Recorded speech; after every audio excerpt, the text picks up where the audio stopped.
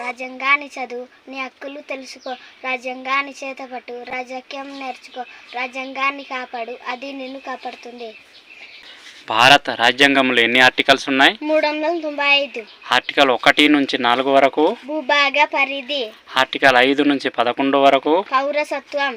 Article 12 నుంచి 35 వరకు ప్రాథమిక హక్కులు. ఆర్టికల్ 36 నుంచి 51 వరకు ఆదేశిక సూత్రాలు.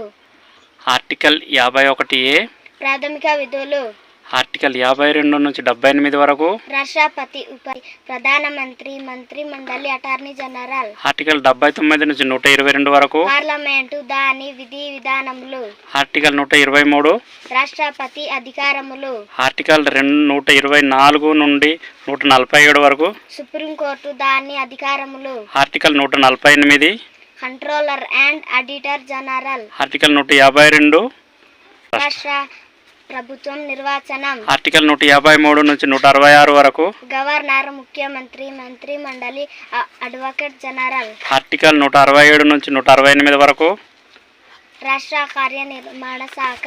ఆర్టికల్ 169 నుంచి 212 వరకు శాసనసభ, విధానసభ.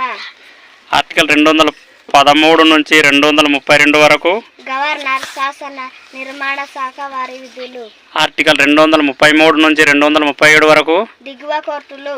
ఆర్టికల్ 238 తొలగించటమైనది. ఆర్టికల్ 239 నుండి 242 వరకు కేంద్ర పాలిత ప్రాంతములు. ఆర్టికల్ 243 243A నుండి 243O వరకు పంచాయతీరాజ్ వ్యవస్థ. ఆర్టికల్ 243P నుండి 243ZG వరకు పట్టణ ప్రభుత్వం గురించి. ఆర్టికల్ 244 నుండి 244A వరకు జాతీయ ఎస్సీ కమిషన్. ఆర్టికల్ 245 నుంచి 263 వరకు కేంద్ర రాష్ట్రాల సంబంధాలు. ఆర్టికల్ 264 నుండి 291 వరకు ఆర్థిక వ్యవహారములు.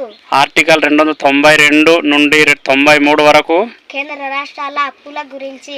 ఆర్టికల్ 294 నుండి 300 వరకు ఆస్తి హక్కు, అవసరాలు, వివాదాలు. ఆర్టికల్ 301 నుండి 307 వరకు ఆర్థిక వ్యవహారము.